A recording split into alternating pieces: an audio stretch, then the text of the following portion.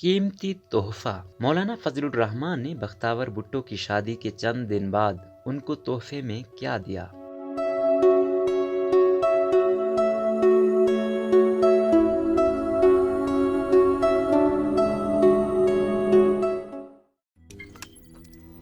روزنامہ قدرت کی ویڈیو دیکھنے کے لیے ابھی یوٹیوب چینل پر سبسکرائب کریں اور بیل آئیکن پر بھی کلک کریں۔